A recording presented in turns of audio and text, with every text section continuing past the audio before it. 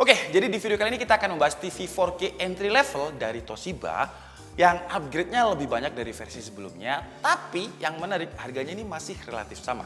Dan perkenalkan, ini adalah TV Toshiba 55C350 LP.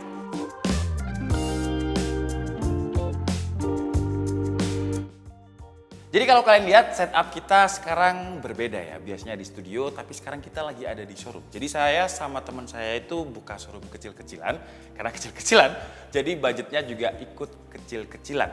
Tapi kalau misalkan ada TV Toshiba ini, ruangan ini jadi terlihat mahal gitu ya. Karena TV-nya ini frame-nya tipis di keempat sisinya, frame bawahnya dikasih warna silver yang berbahan metal, dan layarnya yang floating ini bikin kesannya minimalis tapi tampak elegan dan mahal. 55 inch untuk ruangan saya ini dengan jarak pandang dari sofa sekitar 3 meter masih enak dan nyaman banget sih ya. Nonton nggak harus melotot karena TV kekecilan. Frame tipisnya tadi juga nggak mengganggu ketika kita nonton karena kita langsung fokus ke filmnya. Kalau frame-nya tebel kan biasanya kita ke distract sama frame-nya. Untuk setupnya di sini karena nanti semoga banyak orang ya, jadi banyak customer. Jadi kita pasang di dinding. Kenapa? Kalau misalkan di meja takutnya banyak orang terus customernya bawa anak-anak kecil. Biasanya kan anak kecil itu suka penasaran ya. Kalau misalkan nonton kartun terus kartunnya ditowel-towel gitu kan takutnya TV-nya jatuh. Makanya kita pasang di dinding. Dan untuk bracketnya ini kita nggak usah beli karena di dalam paket pembeliannya udah dapat bracket. Sebenarnya kalau misalkan kita taruh di meja itu nggak masalah karena untuk standnya itu dia udah pakai metal. Dan karena bobot TV-nya ini sekitar 11,6 kg, stand metal harusnya nggak masalah sih kalau misalkan kita pasang di meja. Dan pastikan meja TV-nya panjangnya itu lebih dari 1233 mm x 776 x 255. Ya biar pas aja ya, karena kalau misalkan mejanya bener-bener ngepres takutnya ya TV-nya jatuh. Atau gampangnya kalian bisa masuk ke websitenya Toshiba terus klik aja in my room. Nanti kita bisa kayak semacam scan TV-nya untuk ditaruh di ruangan kita. Jadi kayak semacam artificial intelligence gitu. Resolusinya dia juga udah 4K atau 4 kalinya Full HD. Di TV 55 inch gambarnya kelihatan tajam, realistis, gak ada yang namanya pixelated. Beda dengan 4K yang biasanya ada di TV entry level yang harganya murah. 4K-nya Toshiba di sini pakai prosesor yang dikembangkan sama Toshiba sendiri yang dari dulu udah terkenal lah. Kalau misalkan kita ke toko-toko elektronik pasti kalian sering banget melihat yang namanya Rexza. Jadi Rexza itu adalah prosesor dari TV Toshiba ini dan dia udah di-upgrade dari versi sebelumnya. Jadi gampangnya secara AI dia akan meng-upscaling konten Full HD jadi 4K. Gampangnya seperti itu. Bukan cuma resolusinya aja, tapi di setiap frame gambarnya itu pixelnya direplicate secara AI untuk mendekati kualitas 4K. Gak cuma pixelnya aja, Toshiba juga klaim kalau 4K upscalingnya ini bisa merestorasi tekstur, brilliance, reconstruction, dan adaptive resolution. Hasil karya ilmuwan-ilmuwan Toshiba di laboratori Jepang inilah yang bikin kualitas TV Toshiba sampai sekarang masih terjaga. Intinya TV Toshiba ini bukan hanya menampilkan gambar udah gitu aja, tapi sama dia sebelum ditampilkan direkonstruksi ulang dulu secara AI biar enak dan nyaman dilihat sama mata. Karena biasanya kalau misalkan orang udah nonton di TV, biasanya mereka bakalan serius nonton TV. Kalau misalkan di HP kan kita bisa skip-skip ya. Tapi kalau di TV itu memang orang memang serius nonton filmnya sampai habis. Makanya kalau misalkan ada orang yang nonton video saya di TV itu rasanya kayak wow, privilege banget. Oh ya, dan tadi saya bilang kalau dia banyak upgrade dari seri sebelumnya. Jadi seri sebelumnya itu namanya adalah 55C350KP. Nah, yang sekarang 55C350LP. Jadi dari K ke L. Jadi apa aja upgrade dari sebelumnya? Kalau sebelumnya dia pakai Android TV, yang sekarang udah pakai Google TV. Sebenarnya Google TV itu sama Android TV sama, cuma beda di penambahan fitur dan juga desain dan aksesnya kalau Google TV itu bisa lebih cepat. Dan yang menarik tahun ini walaupun dia masuk ke entry level yang di-upgrade sekarang dia udah support dengan Dolby Vision dan juga Dolby Atmos. Jadi buat kalian yang biasanya nonton film Netflix yang kontennya juga udah support Dolby Vision dan juga Dolby Atmos bakalan kerasa lebih cinematic look lah. Dan dia juga udah support dengan HDR10. Jadi gambar terang akan terlihat lebih terang, gambar gelap akan terlihat lebih gelap. Intinya sih realistis. Sertifikasi Dolby Vision ini juga udah didukung sama speaker yang cukup mumpuni di kelasnya. Speakernya ini 25 watt, khusus yang 75 inch lebih gede dengan 36 watt. Kira-kira seperti ini suaranya.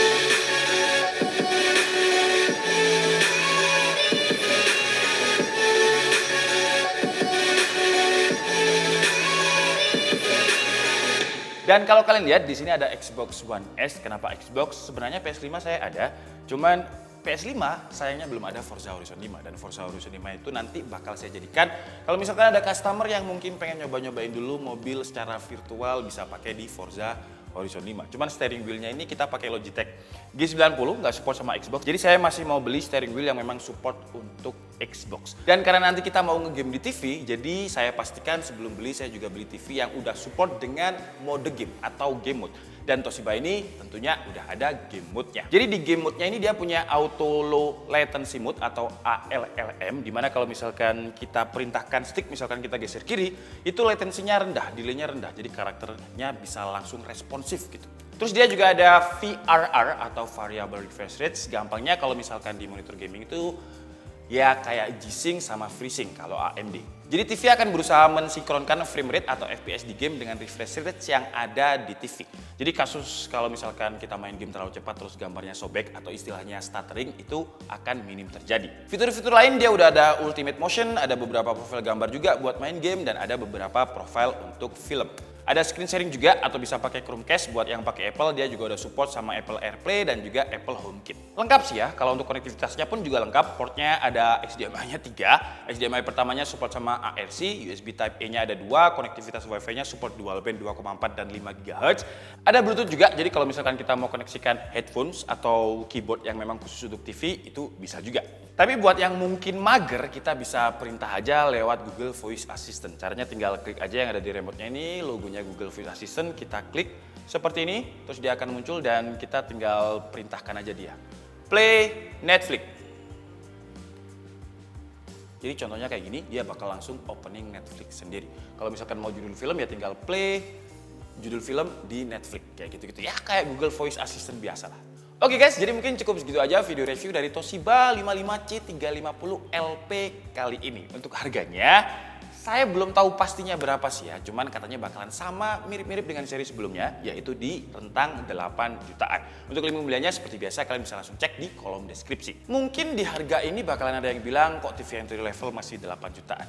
Sebenarnya tergantung dimensi juga sih ya. Kalau misalkan 43 in saya yakin pasti harganya ya harusnya di bawah 8 juta. Dan Toshiba ini adalah TV yang masih didesain dan juga dituning di Jepang. Bukan brand Jepang tapi dituning di Cina. Atau malah brand Cina juga ya. Jadi di harga TV Jepang yang sudah Dolby Vision Atmos plus fitur game dengan ALLM dan juga VRR, ini sih masih tergolong terjangkau. Dan overall saya nggak ada komplain sih sama 350LP yang baru ini. Toshiba Rexa engine-nya nggak sekedar upscaling tapi banyak yang direstorasi gambarnya. Desainnya elegan, minimalis, ada game mode, ini yang penting buat kebutuhan saya di sini nanti.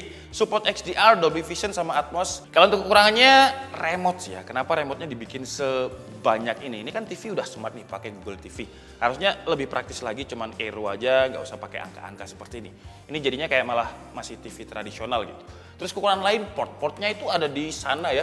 Jadi kalau misalkan ditaruh di sini tuh saya harus colokinya ya lumayan tidak terjangkau, jadi agak lumayan sulit.